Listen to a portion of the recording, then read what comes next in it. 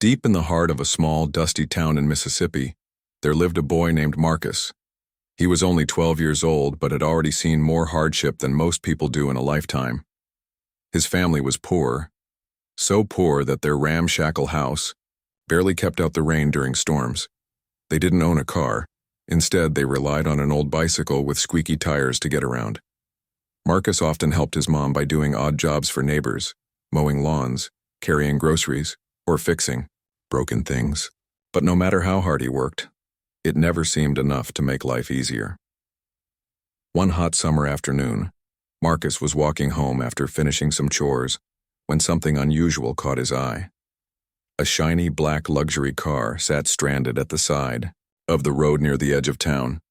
Its sleek design and polished surface made it look completely out of place among the cracked pavement and faded buildings. The driver, a tall man wearing an expensive suit, was crouched beside one of the rear tires looking frustrated. Sweat dripped down his forehead as he tried to loosen the lug nuts with a wrench, but nothing seemed to budge. Marcus slowed down, curious. He'd always been good with tools thanks to watching his late father repair bicycles before he passed away. Slowly, he approached the man and said, "Excuse me, sir, do you need help?" The man looked up, surprised. At first he hesitated, unsure whether to trust this scruffy-looking kid in worn-out sneakers and a faded t-shirt. But desperation won over caution. "Yeah," he admitted gruffly. "I've got a flat tire and I can't seem to get these bolts loose."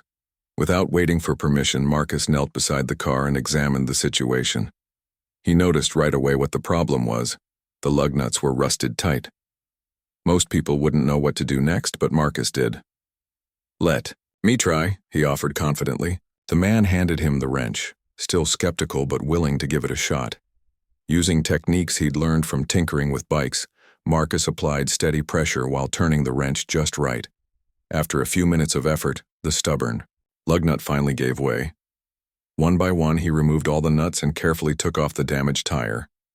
Then, using the spare tire stored in the trunk, he replaced it with ease.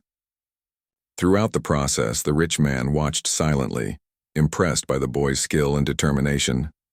When Marcus finished tightening the last lug nut, he stood up and wiped his hands on his jeans. "All done, sir," he announced with a proud smile.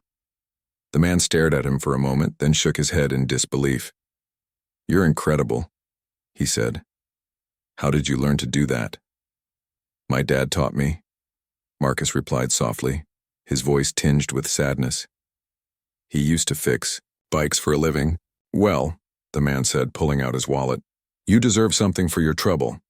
He pulled out a $100 bill and held it out to Marcus. Marcus's eyes widened. $100. That was more money than he'd ever seen at once. It could buy food for weeks, maybe even new shoes for school. But despite the temptation, something inside him hesitated. "Thank you, sir," he said politely. "But I don't want your money. I just wanted to help." The man raised an eyebrow, clearly taken aback. "Really, you fixed my tire for free?" "Yes, sir," Marcus nodded. "My mom says helping others is its own reward." For a long moment, the man said nothing. Then he smiled, a genuine warm smile that softened his stern features. "You remind me of myself when I was younger," he murmured thoughtfully. "Except I wasn't nearly as selfless."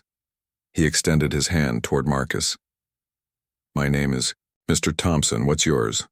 "Marcus," the boy replied, shaking the man's hand firmly. "Well, Marcus," Mr. Thompson continued, "I think we'll be seeing each other again soon. Keep doing what you're doing. It's rare to find someone like you these days." With that, Mr. Thompson climbed back into his car and drove off, leaving Marcus standing there, puzzled but pleased. Little did Marcus know this chance encounter would change his life forever. Later that evening, as Marcus walked home, he couldn't stop thinking about Mr. Thompson. There was something different about the man, not just because of his wealth or fancy car, but because of the way he'd looked at Marcus. Most people in town treated him like he was invisible, dismissing him because of where he came from. But Mr. Thompson hadn't done that. Instead, he'd listened, respected, and appreciated Marcus's efforts. When Marcus arrived home, his mother greeted him with a worried frown. "Where have you been?" she asked. "Dinner's almost ready."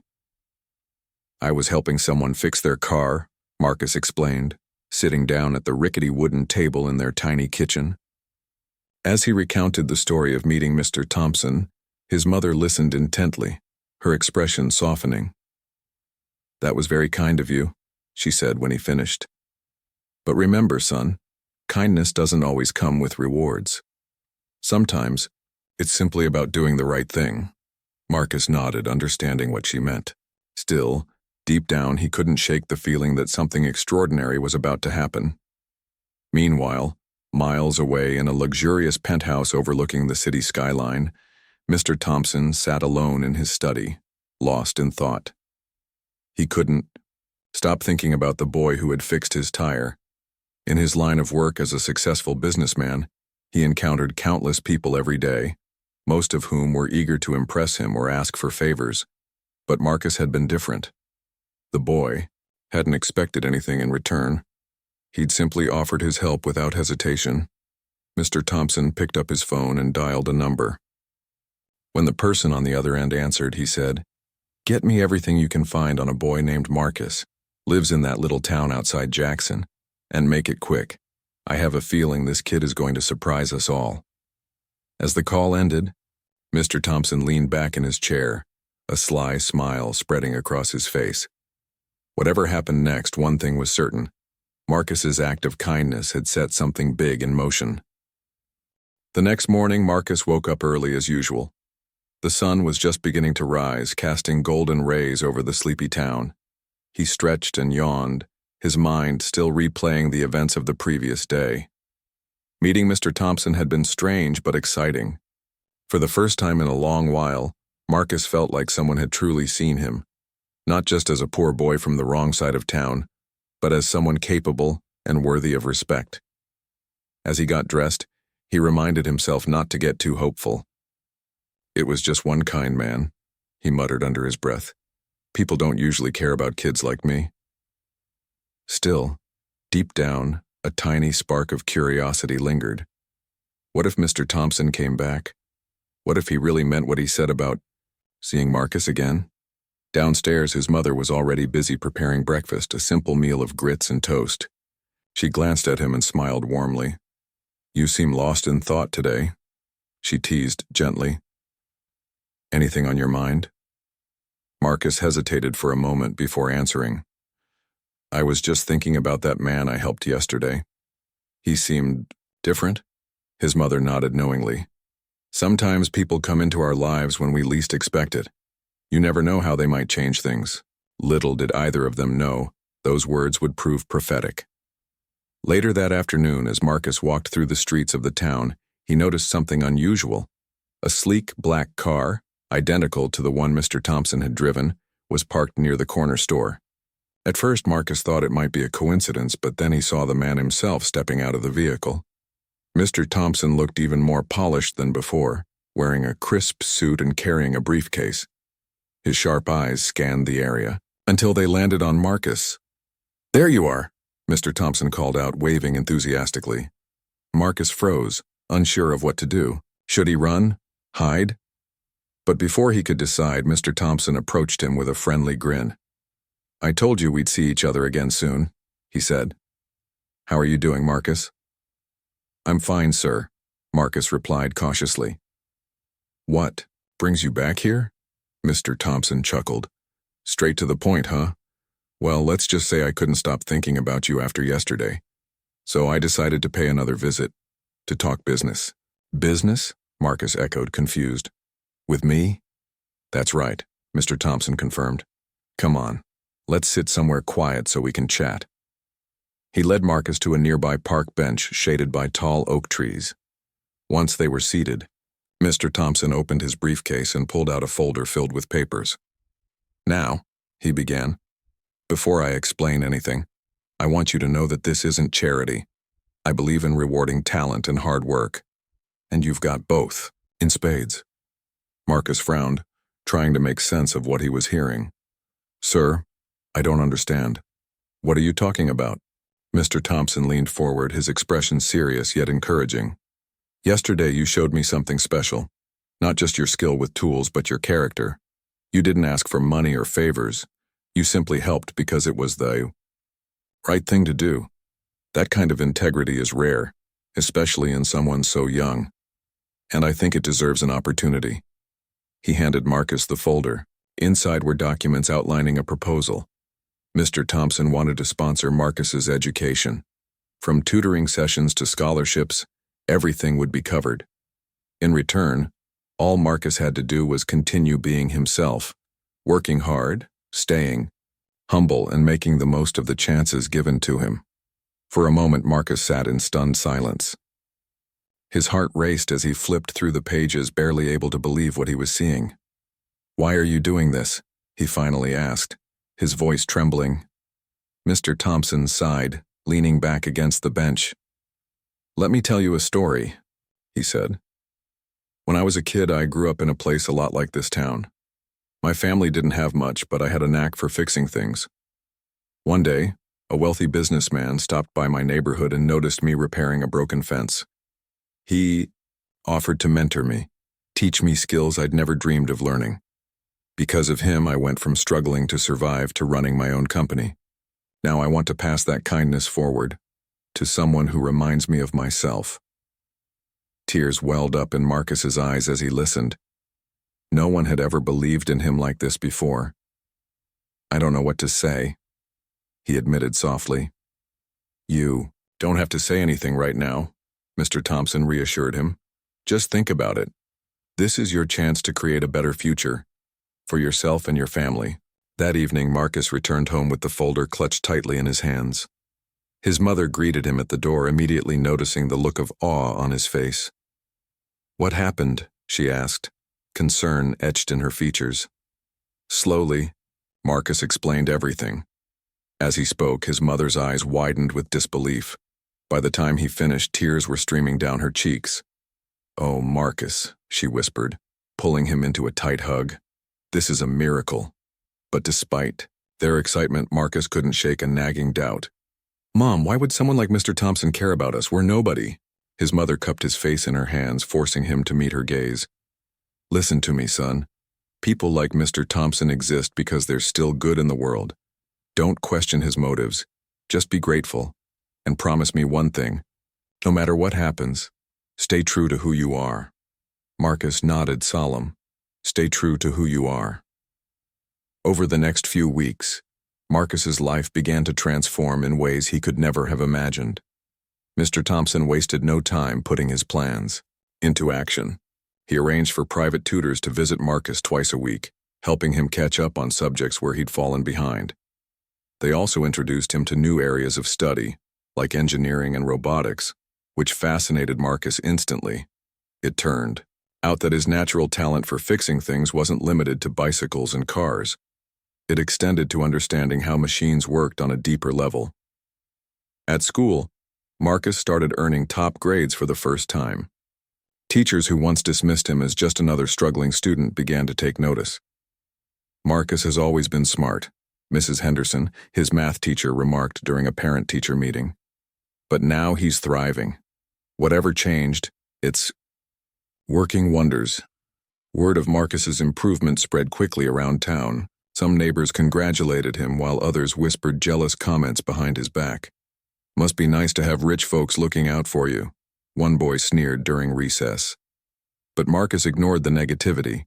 He knew better than anyone how hard he was working to earn this opportunity. Meanwhile, Mr. Thompson continued to play an active role in Marcus's life. Every Saturday, he invited Marcus to his office in the city to expose him to the world of business. During these visits, Marcus learned about leadership, decision-making, and the importance of giving back to the community. He even got to shadow employees in various departments, gaining first-hand experience in fields like marketing, finance, and product development.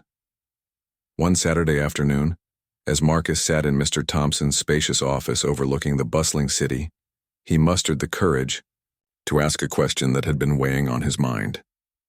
"Mr. Thompson," he began hesitantly, "why are you doing all this for me? I mean, I'm grateful, but why me?" Mr. Thompson set down his pen and looked at Marcus with a thoughtful expression. You remind me of a younger version of myself, he said, after a pause. Not just because of your skills, but because of your heart. You see, success isn't just about intelligence or talent. It's about character. And you, Marcus, have shown me that you possess a rare quality: humility. Most people in your situation would have demanded rewards or expected handouts, but you didn't. You helped me without expecting anything in return. That's the kind of person I want to invest in. Marcus felt a lump form in his throat. Thank you, he managed to say. I won't let you down. I know you won't, Mr. Thompson replied with a smile, because deep down I think you're destined for greatness. Despite the whirlwind of changes, Marcus remained grounded. He continued helping his mom with household chores and took on odd jobs whenever he could. On weekends, he volunteered at the local community center, teaching younger kids how to fix bikes and build simple gadgets. If someone gave me a chance, I should give others a chance too, he often told his mom. By the end of the summer, Marcus had become a symbol of hope in the town. Parents encouraged their children to follow his example, while teachers praised him as a model student. Even those who had once doubted him began to see him in a new light. But Marcus knew this was only the beginning. With Mr. Thompson's guidance and his own determination, he was determined to achieve even greater things. For the first time in his life, the future didn't seem so bleak.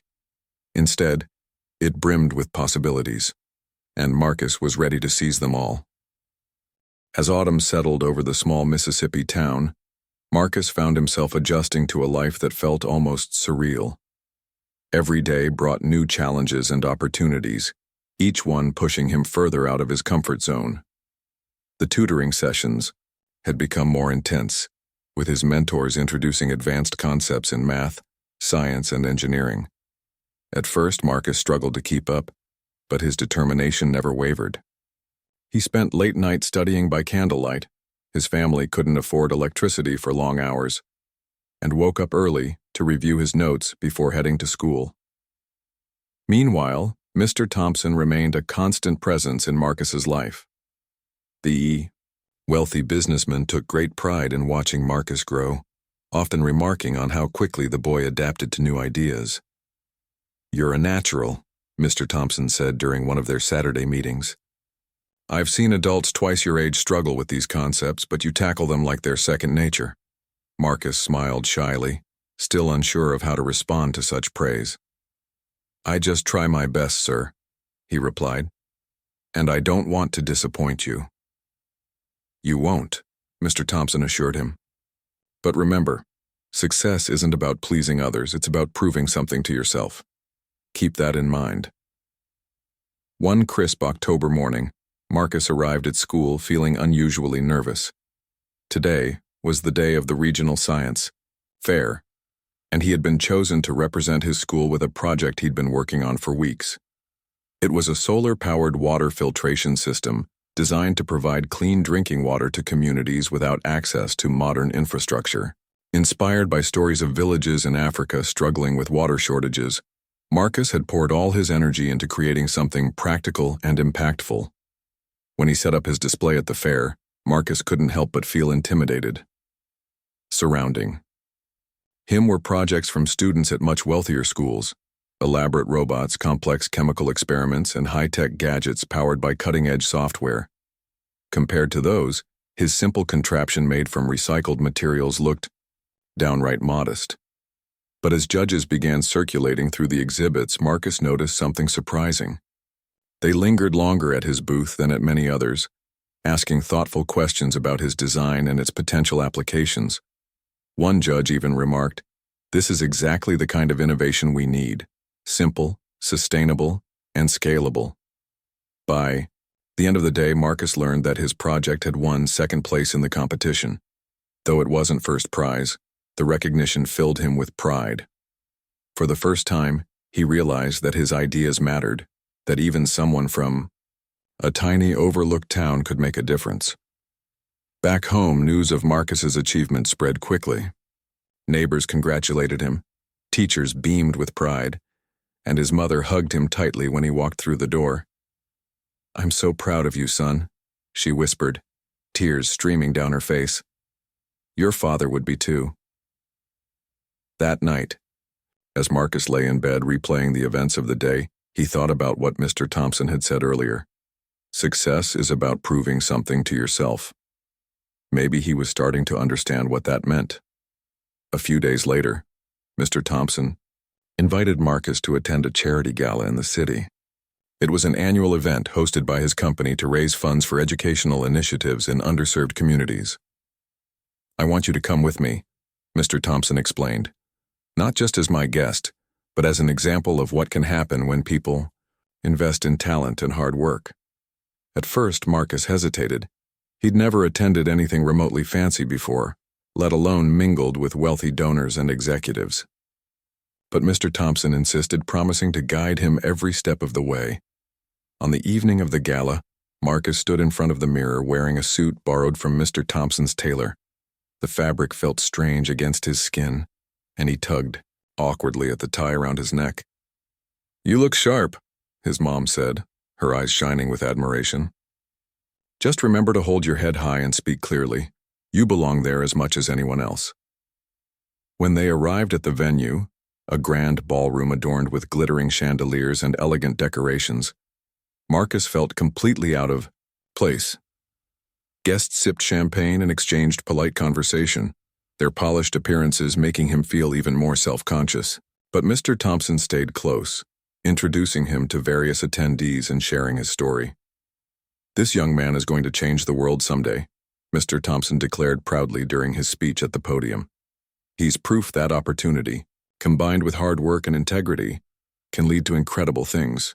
The audience erupted into applause, and Marcus felt a rush of gratitude, not just toward Mr. Thompson but toward everyone who had supported him along the way.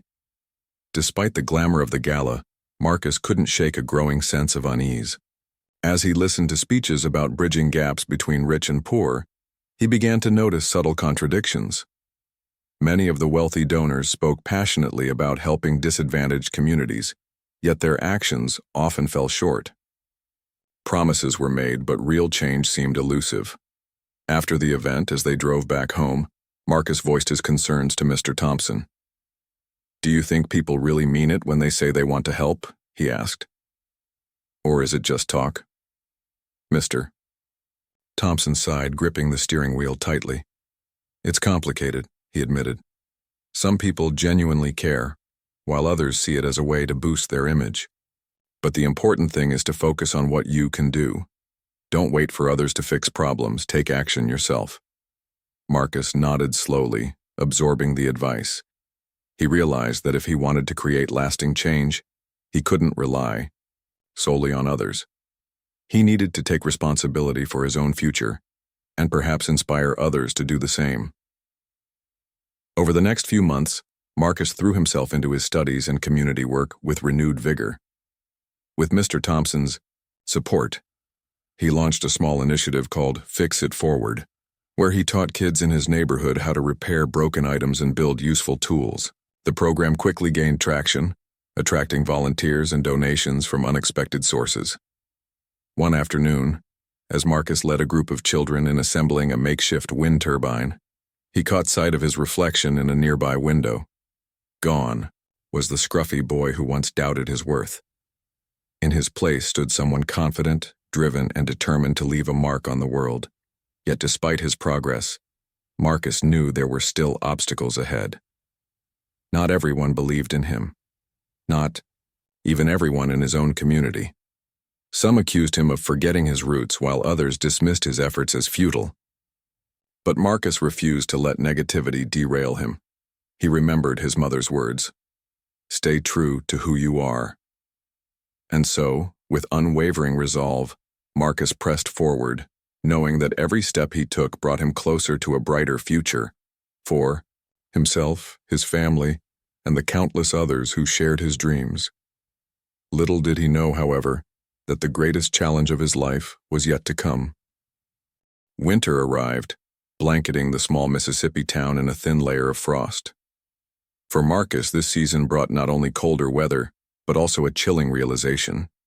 Success came with its own set of challenges. As his name became more widely recognized thanks to his science fair win and the Fix It Forward program, He began to feel the weight of expectations pressing down on him. People looked at him differently now, some with admiration, others with envy or skepticism. Even within his own community, whispers followed him wherever he went. "Who does he think he is?" one neighbor muttered loud enough for Marcus to overhear. "He's acting like he's better than us." Marcus clenched his fists as he walked past, forcing himself to stay calm. He knew the comment wasn't true, but it stung nonetheless. Despite his efforts to remain humble, there were moments when he wondered if he was losing touch with the life he once led. Had fame, or whatever passed for fame in their tiny town, changed him? That night, as he sat by the fireplace trying to study, his mother noticed the troubled look on his face. "What's wrong, son?" she asked softly, placing a comforting hand on his shoulder. "It's nothing," Marcus lied, shaking his head. But after a moment of silence, he sighed and confessed. "People are saying I've changed. They think I'm forgetting where I come from."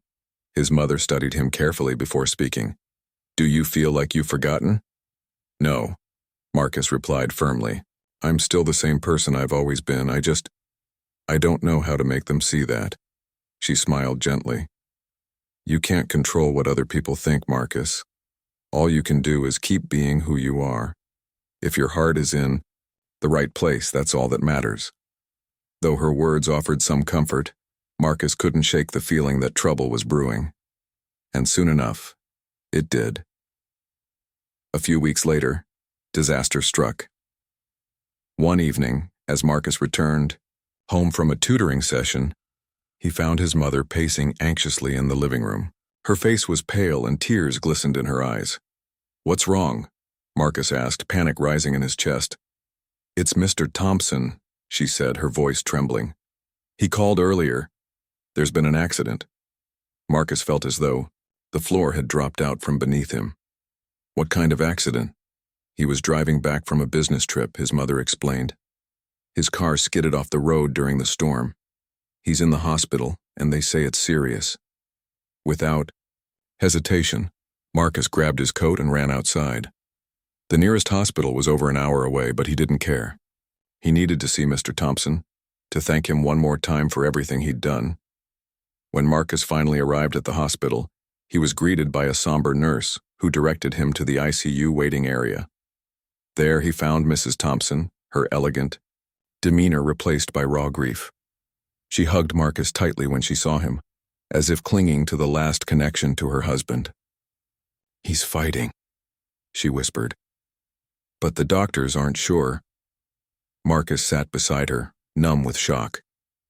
For the first time since meeting Mr. Thompson, he allowed himself to imagine a future without the man who had believed in him when no one else did. The thought was unbearable. Over the next several days, Marcus divided his time between school, caring for his mother, and visiting Mr. Thompson in the hospital. Each visit left him more drained than the last. The once vibrant and commanding figure now lay frail and fragile, hooked up to machines that beeped ominously in the background. Yet even in his weakened state, Mr. Thompson managed to offer words of encouragement whenever Marcus entered the room. "You're stronger than you realize," Mr. Thompson rasped one afternoon, gripping Marcus's hand weakly. "Don't let anyone tell you otherwise. You've got a big future ahead of you." "I wouldn't be here without you," Marcus replied, his voice breaking. "Please don't give up." Mr. Thompson smiled faintly. "It's not about giving up, it's about leaving something behind. Promise me you'll keep going no matter what happens." "I promise," Marcus choked out, tears streaming down his face. Tragically, Mr. Thompson passed away a week later. The news hit Marcus like a punch to the gut. For days he struggled to process the loss, retreating into silence whenever someone tried to console him.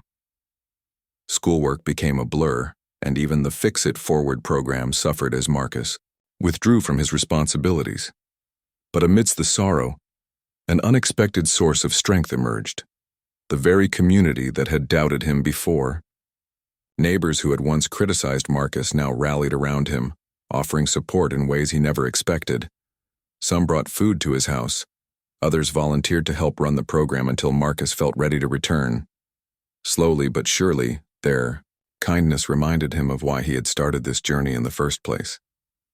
One evening, as Marcus flipped through old photos of himself and Mr. Thompson, he stumbled upon a letter tucked inside the folder containing his sponsorship documents. Curious, he opened it and began to read. Dear Marcus, if you're reading this, it means I'm no longer able to guide you personally, but please know that my faith in you has never wavered. You have a gift, not just for fixing things, but for inspiring others. Use it wisely. Enclosed is information about a trust fund I've set up in your name. It's not charity, it's an investment in your potential. With it, you'll have the resources to pursue higher education and continue making a difference in the world. Remember, success isn't measured by wealth or status. It's measured by the lives you touch along the way. Stay true to yourself, Marcus. The world needs more people like you. Sincerely, Mr. Thompson. By the time Marcus finished reading, tears were streaming down his face again. But this time, they were tears of gratitude. Mr. Thompson hadn't just changed his life, he had ensured that Marcus would have the tools to change countless others. With renewed determination, Marcus threw himself back into his work.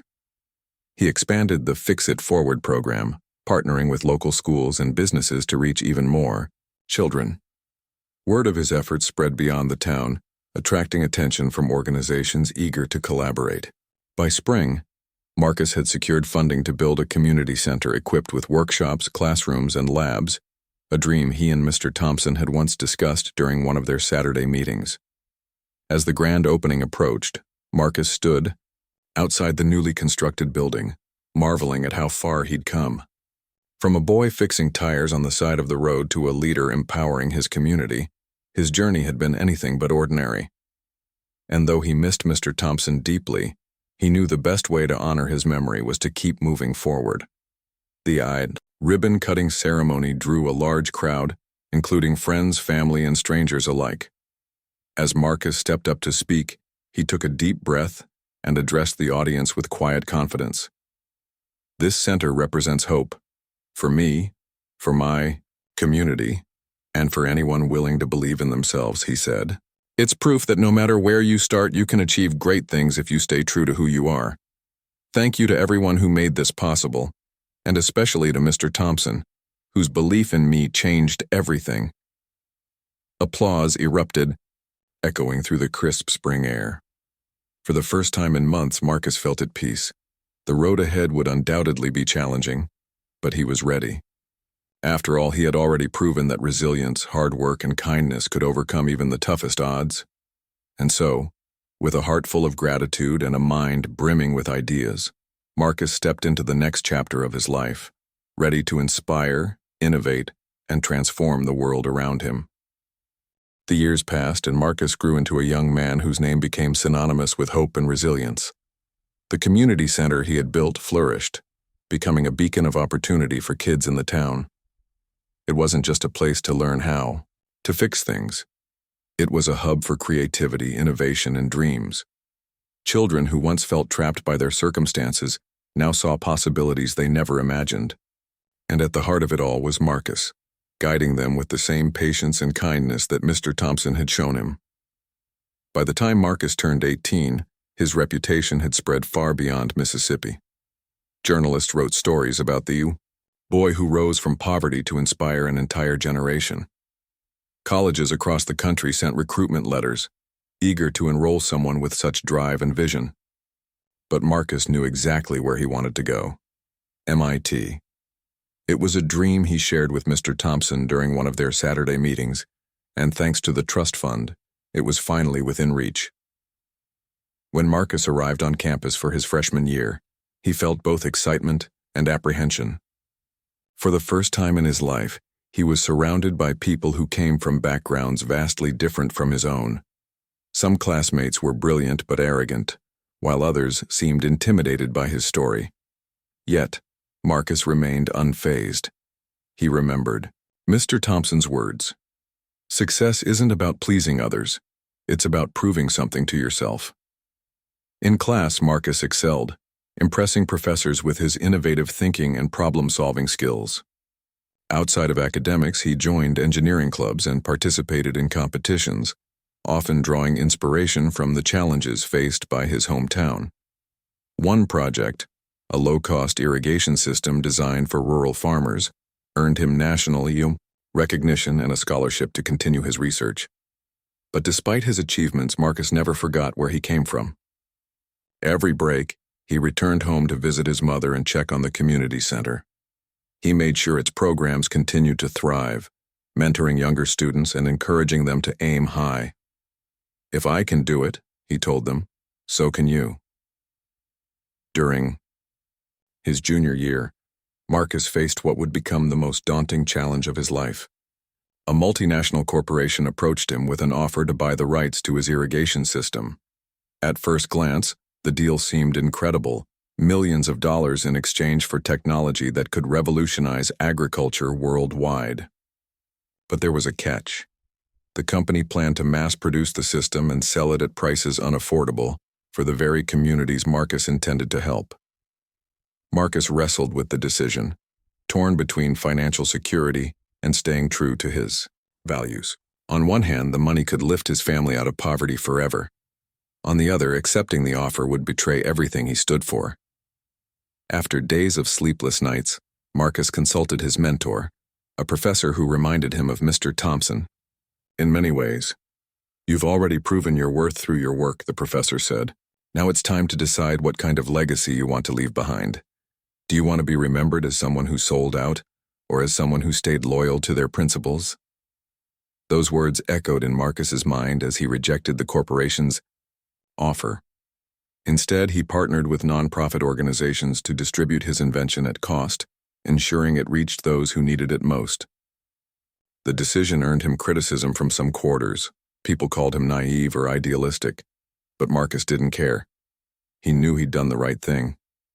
As graduation approached, Marcus reflected on how much his life had changed since that fateful day when he fixed Mr. Thompson's tire. What started as a simple act of kindness had set off a chain reaction, transforming not only his future but also the futures of countless others. Now, standing on the brink of adulthood, he felt ready to take on the world. His commencement speech at MIT brought the audience to their feet. Dressed in his cap and gown, Marcus addressed the crowd with the same quiet confidence that had defined him since childhood. "When I was 12 years old," he began, "I thought my life was over before it even began. My family was poor, my opportunities were limited, and I couldn't see a way out. But then something remarkable happened. A stranger believed in me. That belief gave me the courage to believe in myself and to dream bigger than I ever thought possible." He paused, scanning the sea of faces before continuing. "Today I stand here not because I'm special, but because I was given a chance, and now it's my turn to pay it forward, to create chances for others just as they were created for me. Because success isn't measured by wealth or titles. It's measured by the lives we touch along the way." The applause was thunderous, lasting long after Marcus stepped away from the podium. As he hugged his mother and friends afterward, tears streaming down his face, he felt an overwhelming sense of gratitude. For Mr. Thompson, for his mother, and for every person who had supported him along the way. Years later, Marcus became a household name, not just in America but around the world. His inventions improved millions of lives, earning him accolades and awards. Yet he remained grounded, always remembering the lessons he learned growing up. He traveled frequently, speaking at schools and conferences, urging young people to pursue their passions no matter the odds. One day, while visiting a small village in Africa, where his irrigation system had been implemented, Marcus met a boy tinkering with a broken water pump. The sight reminded him of himself, curious, resourceful, and full of potential. Smiling, Marcus knelt beside the boy and offered to help. "Thanks," the boy said shyly, after they finished repairing the pump. "You're really good at this." Marcus chuckled, feeling a familiar warmth in his chest. "So are you," he replied. "Never stop learning, okay? You never know where it might take you." The boy nodded, wide-eyed and inspired. As Marcus walked away, he realized the cycle had come full circle.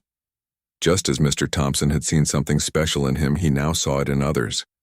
And just like that, the ripple effect of kindness continued, spreading farther than anyone could have imagined. Marcus smiled to himself, knowing he had fulfilled the promise he made to Mr. Thompson all those years ago. He hadn't let adversity define him. He had used it to fuel his determination. Through hard work, humility, and unwavering faith in the power of helping others, he had changed not only his own life but also the lives of countless others. And as he looked toward the horizon, Marcus knew his journey was far from over. There were still problems to solve, dreams to chase, and hearts to inspire. The road ahead might be uncertain, but one thing was clear. Wherever he went, he would carry the spirit of gratitude and generosity that had carried him this far. Because sometimes, fixing a flat tire is more than just an act of service. It's the beginning of a lifetime dedicated to making the world a better place. Poor Black Boy Fixes a Rich Man's Tire. His Life Was Never the Same. Part 5. The years passed, and Marcus grew into a young man whose name became synonymous with hope and resilience. The community center he had built flourished, becoming a beacon of opportunity for kids in the town. It wasn't just a place to learn how to fix things, it was a hub for creativity, innovation, and dreams. Children who once felt trapped by their circumstances now saw possibilities they never imagined. And at the heart of it all was Marcus, guiding them with the same patience and kindness that Mr. Thompson had shown him. By the time Marcus turned 18, his reputation had spread far beyond Mississippi. Journalists wrote stories about the boy who rose from poverty to inspire an entire generation. Colleges across the country sent recruitment letters eager to enroll someone with such drive and vision. But Marcus knew exactly where he wanted to go: MIT. It was a dream he shared with Mr. Thompson during one of their Saturday meetings, and thanks to the trust fund, it was finally within reach. When Marcus arrived on campus for his freshman year, he felt both excitement and apprehension. For the first time in his life, he was surrounded by people who came from backgrounds vastly different from his own. Some classmates were brilliant but arrogant, while others seemed intimidated by his story. Yet, Marcus remained unfazed. He remembered Mr. Thompson's words: "Success isn't about pleasing others, it's about proving something to yourself." In class, Marcus excelled, impressing professors with his innovative thinking and problem-solving skills. Outside of academics, he joined engineering clubs and participated in competitions, often drawing inspiration from the challenges faced by his hometown.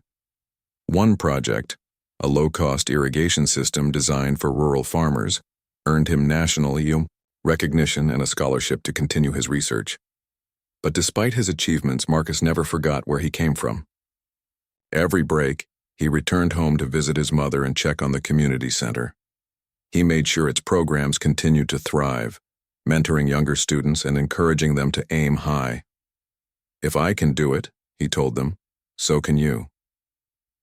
During his junior year, Marcus faced what would become the most daunting challenge of his life. A multinational corporation approached him with an offer to buy the rights to his irrigation system. At first glance, the deal seemed incredible: millions of dollars in exchange for technology that could revolutionize agriculture worldwide. But there was a catch.